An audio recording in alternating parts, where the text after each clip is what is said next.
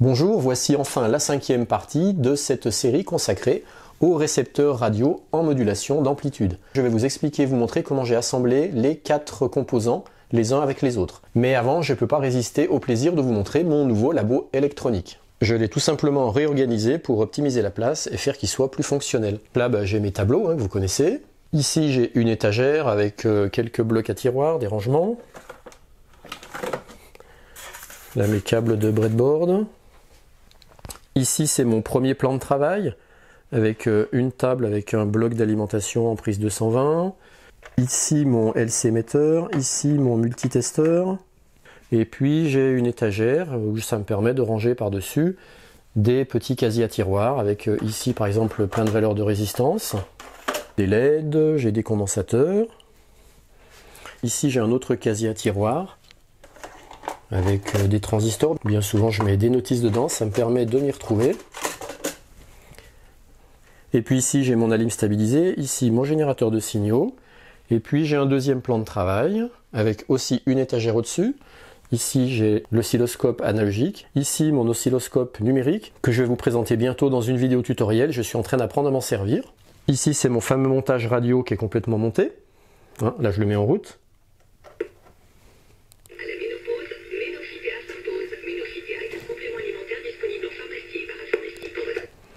Voilà, je le coupe. Et puis là, j'ai également des blocs de tiroirs. Là, par exemple, c'est la notice de l'oscilloscope. Ici, quelques composants à tester. Là, c'est tous mes cordons d'alimentation USB-B. Ici, c'est la partie Arduino.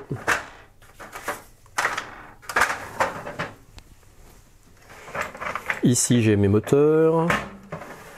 Là, tout ce qui est panneau photovoltaïque en solaire.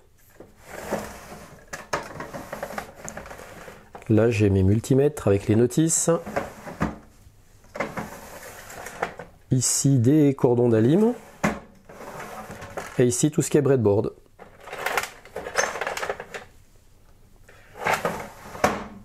Voilà, maintenant que vous connaissez mon nouveau labo électronique, je vais vous montrer comment j'ai assemblé mon récepteur radio en modulation d'amplitude. Et là, je reprécise bien, je ne dis pas que c'est comme ça qu'il faut faire, c'est comme ça que j'ai fait pour arriver au résultat que vous voyez.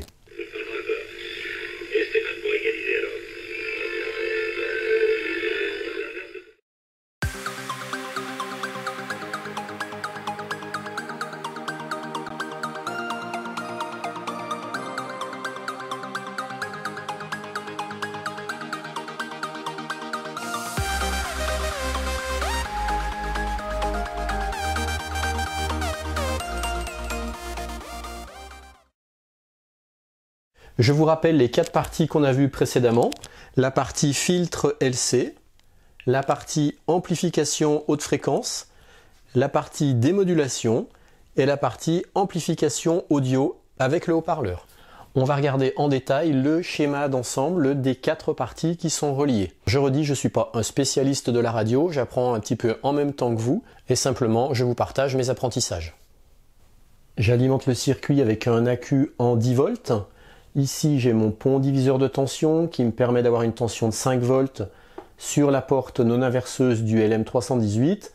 Et puis avec ces 2 résistances de 20K et 1 méga ici, j'arrive à avoir un effet d'amplification de signal par 50. Alors, comment je viens brancher mon antenne et mon filtre LC? Concrètement, moi j'ai pris 2 fils. Je vais vous montrer tout à l'heure. J'ai un fil de 5 mètres et un fil de 3 mètres. Parce que quand je mets que le fil de 5 mètres, le signal n'est pas très bon. Donc pour l'instant, c'est comme ça que je suis arrivé à avoir le meilleur signal. Donc j'ai 2 antennes, je vais vous les montrer tout à l'heure. Donc il y a un côté qui part vers la porte inverseuse du LM318 et l'autre côté qui part vers le filtre LC. J'ai une bobine de 580 micro-henry et j'ai mis des condensateurs en parallèle pour avoir à peu près 660 picofarad. C'est un petit peu au pif en disposant mes condensateurs que j'ai reçu une radio et il se trouve que ça correspond à peu près à 660 picofarad. Pour que ça marche, il faut relier la partie basse de LC à travers un condensateur de 200 nanofarad au moins de la lime et avec un autre condensateur de 100 nanofarad à une prise de terre. Pour la prise de terre, il suffit de prendre l'ergot qui dépasse sur une prise murale qui est reliée à la terre comme vous le voyez maintenant. Ensuite, c'est important d'avoir un condensateur de 1000 microfarad tout près de la lime positive du LM318 Ça permet de stabiliser son alimentation et donc son fonctionnement. Pareil ici, tout près de la lime positive du LM386, un condensateur de 100 microfarad qui stabilisera également son alimentation positive. En fait, ça va lisser le courant, ça évitera qu'à des moments, ces deux composants soient sous-alimentés. Ensuite, on relie la sortie du LM318 à l'entrée de la diode Schottky. On retrouve ici la partie démodulation. Et puis le condensateur de 100 nanofarad, les deux résistances de 20K sont reliées au moins de la lime. Et puis j'ai mis un potentiomètre de 10K qui est par ce côté aussi relié au moins de la lime. Et là, il vient sur la porte non inverseuse du LM386. Ça servira à régler le volume sur le haut-parleur. Et puis la sortie du LM386, comme vu précédemment, on vient la relier au haut-parleur à travers un condensateur polarisé de 470 microfarad. Et puis ici, cette branche avec une résistance de 10 ohms et ce condensateur de 47 nanofarad. Comme j'aime bien le concret, je vous montre concrètement de près tout le circuit. Ma bobine, je l'ai enroulée sur un bâton de ferrite. Ça m'améliore grandement la réception. J'ai pas compté le nombre de tours de fil, mais j'ai trouvé son inductance avec le LC metteur. C'est pour ça que j'ai pu vous dire qu'elle fait 580 microhenries. Alors voilà le fameux raccord à la terre. J'ai pris un fil de cuivre qui vient tout simplement se brancher là sur l'ergot qui est relié à la terre comme je vous l'ai montré tout à l'heure. Si j'ai pas ça, ça marche beaucoup moins bien. Je vous montre également concrètement l'antenne comment j'ai fait. J'ai acheté une rallonge téléphonique. Dedans, il y avait 4 ou 5 fils comme ça. Alors le problème, c'est que c'est tout tressé. Et puis celui-là, par exemple, il est encore tressé par deux. Donc il faut tout le détresser, donc ça prend beaucoup de temps. Et ça me permet d'obtenir ces petits fils comme ça. Donc après, je pense qu'il y en a ailleurs, mais moi c'est comme ça que j'ai fait. Et puis j'ai remarqué que ça marchait mieux quand j'avais deux antennes. Donc j'ai un fil qui fait 5 mètres, le orange il fait 5 mètres. Je le fais monter là. Et puis après, je le fais balader à travers deux pièces.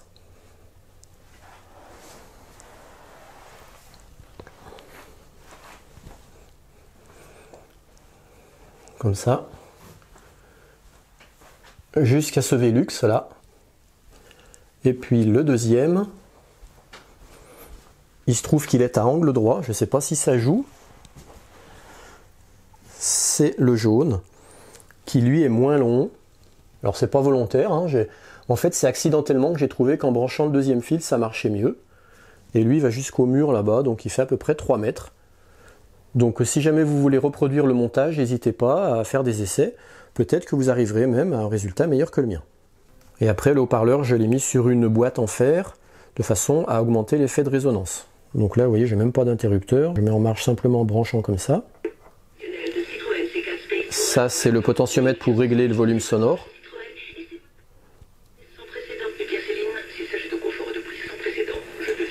Et vous voyez, si je débranche une des deux antennes, je reçois beaucoup moins bien.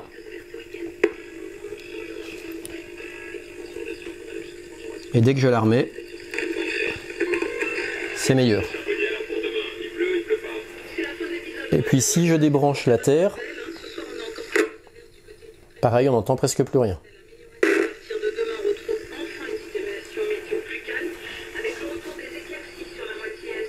Voilà, maintenant vous en savez autant que moi.